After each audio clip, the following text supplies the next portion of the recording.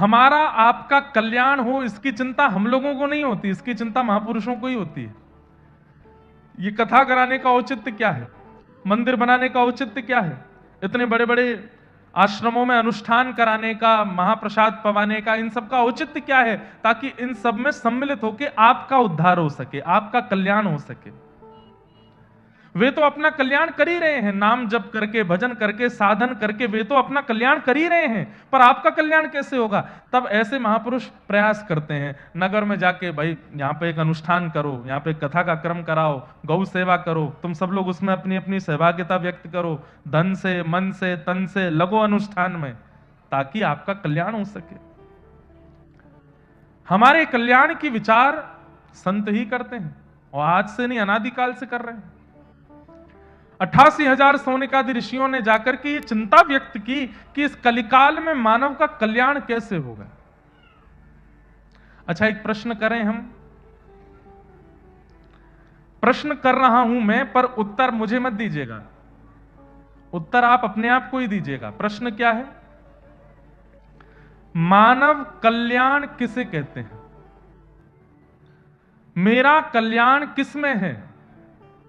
इसका उत्तर अपने आप को ही दीजिए कि हमारा कल्याण किसमें है। लोग मानते हैं कि धनवान होना कल्याण है, ऐश्वर्यवान होना कल्याण है, संपत्तिवान होना कल्याण है, नाम प्रतिष्ठा यश वैभव कीर्तिवान होना कल्याण है। आप कहोगे नहीं, अभी यहां पे मना करोगे, लेकिन यहां से निकलते सब भागते इसी के पीछे हैं, धन के पीछे, ऐश्वर्य के पीछे, नाम के पीछे, प्रतिष्ठा के पीछे, वैभव के पीछे। यह कल्याण का मार्ग नहीं। कई लोग उत्तर यह भी दे रहे होंगे अपने आप को कि कल्याण का मतलब स्वर्ग की प्राप्ति, वैकुंठ की प्राप्ति, नारायण हरि की प्राप्ति। तो यह बहुत बाद का विषय आपने पकड़ लिया। अभी जीवित अवस्था में अगर मैं कह दूं कि कल के कल आपका कल्याण होना चाहिए, तो उस कल्याण को आप किस रूप में लोगे? कई लोग कहेंगे कि गुरुजी प्राप्त हो जाएं वो कल्याण है, हम ब्रजवास कर लें वो कल्याण है, जगन्नाथपुरी चले जाएं वो कल्याण है। सब कर रहे हैं आज की डेट में, इसमें कोई बड़ी बात नहीं है। कल्याण है क्या? हमारा मन ठाकुर जी का स्मरण करे, यह सामान्य बात हो गई है। आजकल सब लोग ठाकुर जी का स्मरण करते हैं, पर हमारी किसी क्रिया, हमारे किसी विचार और हमारे स्वभाव से प्रसन्न होकर ठाकुर जी हमारा स्मरण करें, यह हमारा कल्याण है, यह हमारा कल्याण है। मेरा सुमिरन हरि करें। अब भक्ति की परिभाषा थोड़ी बदलनी है। मैं हरि का सुमिरन करूं, यह तो बहुत समय से चला आया है, पर भक्ति ऐसी हो कि मेरा सुमिरन हरि करें, मेरा स्मरण ठाकुर जी कर रहे हैं। महाप्रभु जगन्नाथ जी के परम भक्त हुए श्री माधवदास जी महाराज, उनके मन में इच्छा हुई कि मैं जगन्नाथपुरी से अब ब्रज की यात्रा करने जाऊं। तो महाप्रभु जी से जब आज्ञा लेने के लिए गए, जगन्नाथ जी से जाकर के कहा कि हे जगन्नाथ जी, मैं ब्रज यात्रा पर जा रहा हूं, मैं वृंदावन यात्रा पर जा रहा हूं। जैसे ही उन्होंने कहा मैं वृंदावन जा रहा हूं, तो श्री महाप्रभु जगन्नाथ जी व्याकुल हो गए। जैसे कोई एक बालक छटपटा जाता है, जैसे देखता है कि मेरे पिताजी बाइक पे बैठ गए, गाड़ी में बैठ गए, अभी ये बाहर घूमने जा रहे हैं, तो बालक छटपटा जाता है, ऐसे ठाकुर जी छटपटाने लगे। और माधवदास जी से बोले, ए माधव, तू वृंदावन क्यों जा रहा है? मैं बैठा तो हूं यहां पे, मैं तेरे सामने बैठा हूं, तुझसे बात करता हूं, तेरे साथ आनंद करता हूं, फिर भी तुझे व्रज जाने की आवश्यकता क्यों है? तू मत जाना, मेरा मन कैसे लगेगा? मेरी दृष्टि में यह कल्याण है। आप ठाकुर जी के पीछे हैं, यह बात बिल्कुल ठीक है, सभी पीछे हैं, पर हम आप में से एक कोई ऐसा है जिसके पीछे ठाकुर जी हैं। उसके प्रेम में आसक्त होकर के, उसके भाव में आसक्त होकर के ठाकुर जी उसके अनुब्रजम में हम नित्यम पूये ये तन्य रेणु भी। ठाकुर जी स्वयं कह रहे हैं, मेरे पीछे भक्तों की टोली चले, मुझे उसमें आनंद नहीं आता, पर उन भक्तों की टोली में से एक कोई इतना रसिक, इतना प्रेमी, इतना भावुक जब मुझे दिख जाता है तो उसको आगे करता हूं, उसके पीछे पीछे मैं चलता हूं। आज स्थिति यह है, हम ठाकुर जी के अधीन हैं, पर एक ऐसा प्रेम हो जाए कि ठाकुर जी वो अधीन तो नहीं होंगे, पर ठाकुर जी हमारे न्यों है जाए कि हमारे बिना ठाकुर जी का मन नहीं लगे, तू मत जाए मुझे छोड़ के, तू मेरे पास रहे, ये हमारा कल्याण है। महाराज जी हमारे छोटे से गिरधर लाल जी हैं, अभी ब्याहुला हुआ उनका, तो वैसे तो प्रसिद्ध बात है, मैं बता चुका हूं, लेकिन विदेश यात्रा पर जाना था, तो हमने अपने ठाकुर जी को संग लेके चलते हैं, यहां भी आए हैं, कटनी भी आए हैं, तो विदेश यात्रा पे जाना था। तो विदेश जाते हैं तो महाराज जी ठाकुर जी को सिक्योरिटी वाले और ये लोग, भारत में तो हम निवेदन कर देते हैं ठाकुर जी हैं, स्पर्श मत करना, तो मान जाते हैं, पर विदेशों में तो वो अब अंग्रेज लोग, वो क्या माने क्या जाने, तो वो लोग छू लेते हैं ठाकुर जी को। अब वो गौ मांस भक्षण करने वाले, उल्टा सीधा भोजन प्रसाद नहाते भी हैं कि नहीं पता नहीं, अब उनको क्या बोले कि आचमन करो, यस्मरेत पुंडरी काक्षम सभाभ्यंतर सूची, वो क्या जाने इस बात को। तो हमने ठाकुर जी से कही, मैं ठाकुर जी इस बार हम अकेले विदेश जा रहे हैं, आप यहीं रहो, और वहां भोजन की भी व्यवस्था इतनी बढ़िया नहीं हो पाती, और आपको बिना दूध के भोग लगता नहीं, वहां जर्सी गैया हैं, दूध भी नहीं मिल पाता, तो आप यहीं विराजो।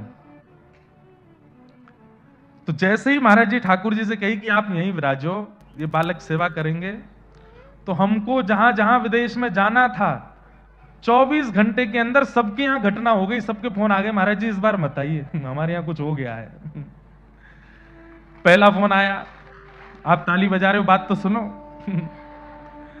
जिनके घर मुझे पहुंचना था, कथा नहीं थी, 10-15 दिन के लिए ऐसे ही कुछ सत्संग के लिए जाना था, तो जिनके घर मुझे जाना था, ठाकुर जी से मना करने के ठीक 1 घंटे बाद उनका फोन आया, महाराज जी कब की फ्लाइट है? मैंने की कल की है भैया, रात्रि में पहुंच जाएंगे हम 18 घंटे बाद। तो बोले महाराज जी वो हमारे घर में एक घटना हो गई। मैंने क्या हो गया? मुझे मेरी पत्नी को जॉब से निकाल दिया है किसी कारणवश, और घर में बड़ी तनाव भरी स्थिति बन गई है, और उसको जॉब दिलानी है, ये करना वो करना है, बड़ा वैसा माहौल हो गया महाराज जी, इस बार थोड़ी क्षमा प्रार्थी हैं, 3-4 दिन की जो सेवा थी वो हम नहीं कर पाएंगे।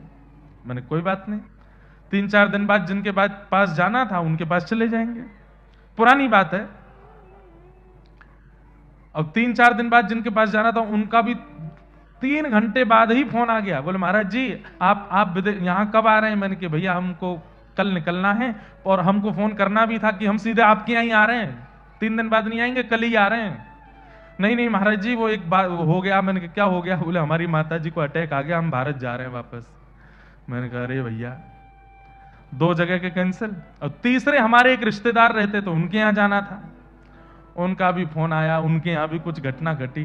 तीनों घटनाओं के घटते ही मैं समझ गया कि ये घटना इसलिए हो रही है कि ठाकुर जी बोले दारी के मोह ना लेके जाएगो तो वह ना जान दूंगा मैं।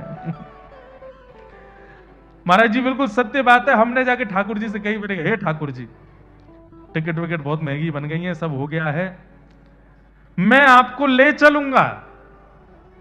अब पुलिस वाले सिक्योरिटी वाले कुछ करें सो करें, और वहां दूध नहीं मिले तो नहीं मिले, आपको लेके चलूंगा, बिल्कुल निश्चिंत रहो, पर सुबह तक मुझे संकेत दिलवा दीजिए कि आपको जाना है कि नहीं। बस ये जैसे ही कहा कि आपको ले चलूंगा, शयन कराया ठाकुर जी को, सुबह उठ करके तीनों के लगातार फोन आए। पहली वाले को जॉब भी मिल गई, दूसरे वाले की मैया को अटैक भी ठीक हो गया, तीसरे वाले का भी काम हो गया। तब से इतना अखंड विश्वास अपने ठाकुर जी के ऊपर है। हमें लगता है एक भक्त के लिए यही कल्याण है कि उसके ठाकुर जी उसके बिना ना रह पाए।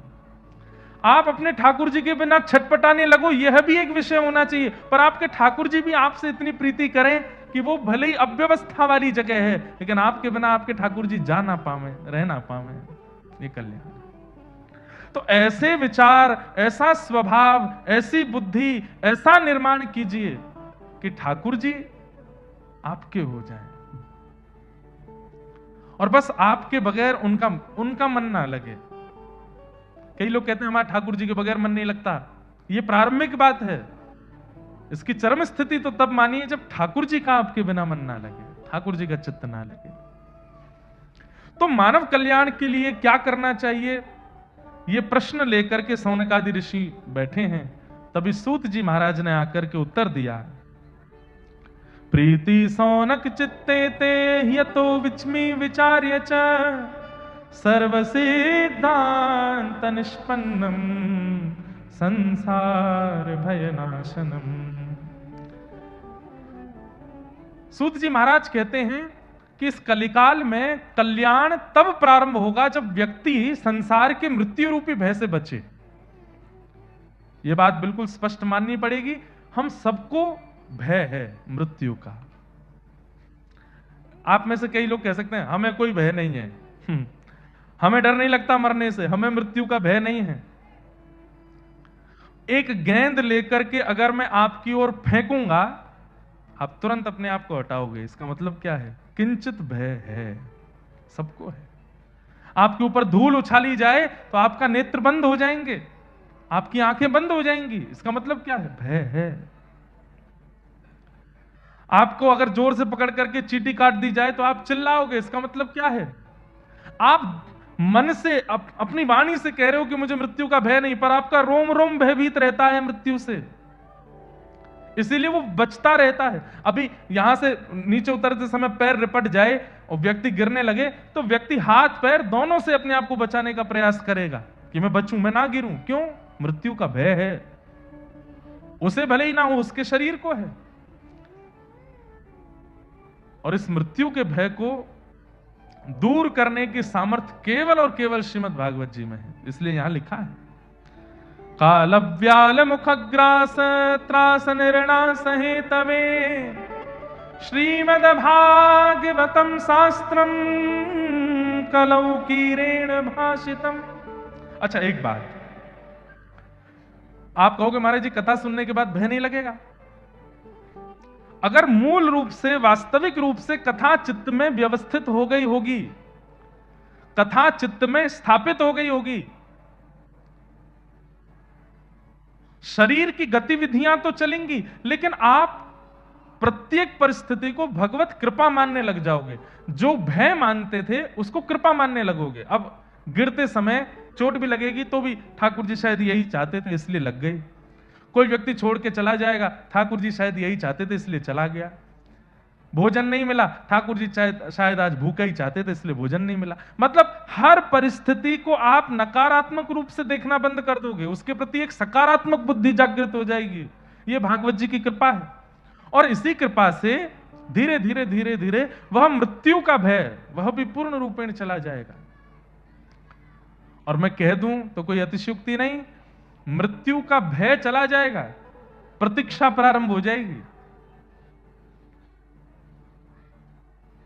अब हमें प्रियतम से मिलना है, अब हमें श्याम सुंदर से मिलना है, ठाकुर जी से मिलना है, यह प्रारंभ हो जाएगा। इसलिए श्रीमद् भागवतम शास्त्रम कलौ कीरेण भाषितम। मानव कल्याण यदि करवाना चाहते हैं कलिकाल में तो श्रीमद् भागवत शास्त्र है। तब प्रश्न किया कि इस भागवत शास्त्र को किसने सुनाया, किसने सुना, इसका कोई प्रमाण है? तब सूत जी महाराज बताते हैं कि एक बार की बात है, बद्रिकाश्रम क्षेत्र में नारद जी महाराज पहुंचे और वहां सनक सनंदन सनत कुमारों से उन्होंने अपनी चिंता व्यक्त की। क्या चिंता? अहम तुम पृथ्वीं यातो ज्ञात्वा सर्वोत्तमामिति पुष्करम च प्रयागम च काशी गोदावरी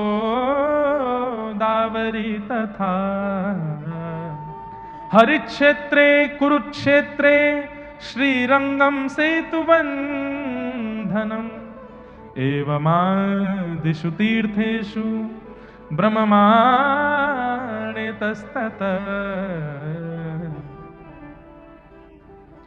नारद जी महाराज कह रहे हैं कि मैं पृथ्वी के, महाराज जी यहां पे एक प्रश्न मुझसे किसी ने किया कि नारद जी महाराज ने पुष्करम च प्रयागम च काशी गोदावरी तथा हरिक्षेत्र कुरुक्षेत्र सारे तीर्थों के नाम क्यों बोले?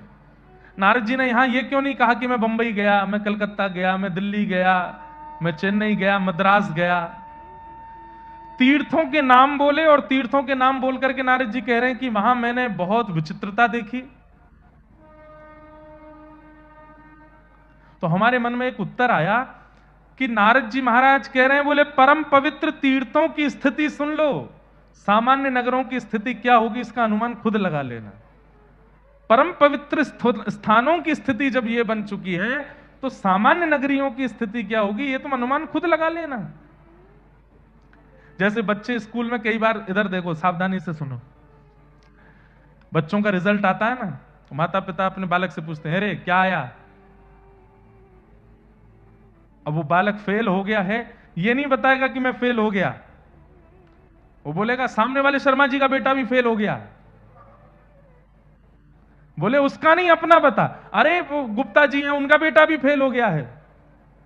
अरे गुप्ता जी का नहीं तू अपना बता, अरे बुआ का बेटा पढ़ता संग वो भी फेल हो गया। अरे तेरा पूछ रहा हूं। बोले जब ये 3 हो गए फेल तो मैं कैसे बचूं मैं भी फेल हो गया। तो बालक इस प्रकार की वार्ता क्यों करता है भाई? जब बड़ी बड़ी पदवियों पर बैठे हुए लोग भी जब ऐसे हो गए तो हम कौन से खेत की मूली हैं? हमारे साथ भी हो गया। कोरोना जब फैलना शुरू हुआ था, लोग बाग पहले भयभीत नहीं हुए, लेकिन जब पता चला कि खरबपति करोड़पति भी अब इतना धन लगा करके अपनी जान नहीं बचा पा रहे, तब ज्यादा भयभीत हुए लोग। बोले जब करोड़ों करोड़ों हॉस्पिटल जिन्होंने बना के खड़े किए हैं खुद ही, वो अपने प्राण नहीं बचा पा रहे हैं, तो फिर हम तो भैया सामान्य घर के लोग हम कैसे बचेंगे? अब अपनी रक्षा करो। तो बड़ी स्थिति इसलिए बताई है नारद जी ने, तीर्थों के नाम इसलिए लिए हैं कि भाई तीर्थों की स्थिति ये है, तो सामान्य नगरियों की स्थिति तो तुम अनुमान लगा लो क्या स्थिति है। अब ये तो वैसे विस्तार से बोलने वाला प्रसंग है,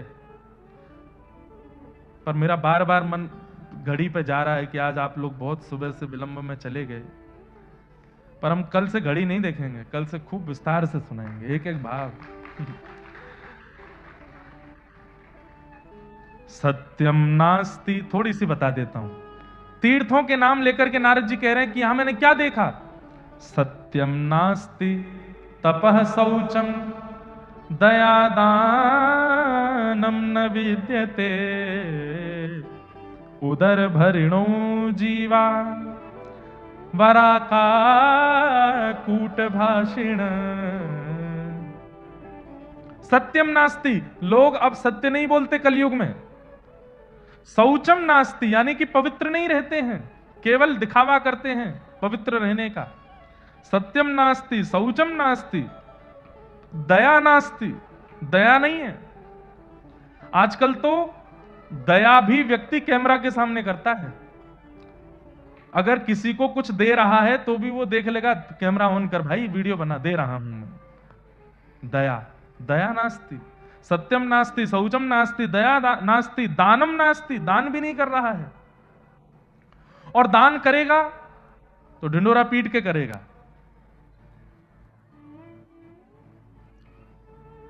गौ दान कर दी तो बेचारे ब्राह्मण के पीछे ही पड़ गए हैं, दूध पी रहे हो कि नहीं? बोले आप पी रहे हैं। हमने ही तो दी थी, हमने ही तो दी थी। कोई आके कह दे वो हमारे घर में अनुष्ठान था, उन पंडित जी को, उनकी जो गैया है ना वो मैंने ही दी है उनको। अरे क्या जरूरत है बताने की? बंधुओं, दान करने के बाद वस्तु पर अपना अधिकार मानना यह दान के प्रति अपराध है। दान करने के बाद उस वस्तु को आप कभी भूल करके भी ये नहीं कह सकते कि मैंने दी है, ये दान हो चुकी है, अब वो उन्हीं की है। दानम नास्ति, तो सत्यम नास्ति, तपः नास्ति, शौचम नास्ति, दानम नास्ति, दया नास्ति। और संसार में लोग कर क्या रहे हैं? नारद जी बोले उदर भरिणो जीवा, केवल पेट भरना है। उसके लिए तिलक लगाना पड़े चलेगा, उसके लिए शिखा रखनी पड़े चलेगी, उसके लिए धोती पहननी पड़े चलेगी, उसके लिए रोड पर नाचना पड़े चलेगा, उसके लिए ये कर। अरे पेट भरने के लिए क्या नहीं कर रहे हैं लोग? हमारे बंबई जगत के बड़े बड़े आधुनिक जो क्या बोलते हैं उनको, अभिनेता अभिनेत्री जन, वे स्वयं तंबाकू का ऐड करेंगे, वे स्वयं पेप्सी का और जो भी बच्चे पीते हैं ठंडी चीज उसका ऐड करेंगे और उसका करोड़ों लेते हैं और स्वयं ही नहीं खाते पीते। क्यों? उनको पता है कि इसमें दोष है। मतलब दुनिया को विष पिलाने के लिए तैयार हैं अपने आप को लाने के, उसके बदले पैसे लेते, पर स्वयं नहीं करते, क्योंकि वो जानते हैं कि ये विष है। उदर भरिणो जीवा, पेट भरना है, चाहे उसके लिए कितनों की हत्या करनी पड़े, कितनों को मारना पड़े, कितनों को नीचे दबाना पड़े, कितनों को पीछे छोड़ के आगे जाना पड़े, पेट भरना है। उदर भरिणो जीवा, इसी के लिए सब लोग कर रहे हैं काम। कभी चिंतन करके देखिएगा, ये बटुक ब्राह्मण यहां बैठे हैं और एक हमारे घर के बच्चे हैं, वो स्कूल पढ़ने के लिए जाते हैं। उसके पीछे भी केवल एक ही उपाय है कि 4-5 वर्ष से हम बालक को सिखाते हैं कि इतने योग्य बन जाओ कि कल तुम भी अपना पेट भर सको। उदर भरिणो जीवा, हम इसी के लिए उसको पढ़ा रहे हैं। ठीक है, पेट भरने के लिए शिक्षा का आना, पेट भरने के लिए व्यापार करना, ये तो एक नियम है संसार का, पर वही सर्वस्व है, ये गलत विषय है। नहीं, उसी के लिए मत कीजिए सब कुछ।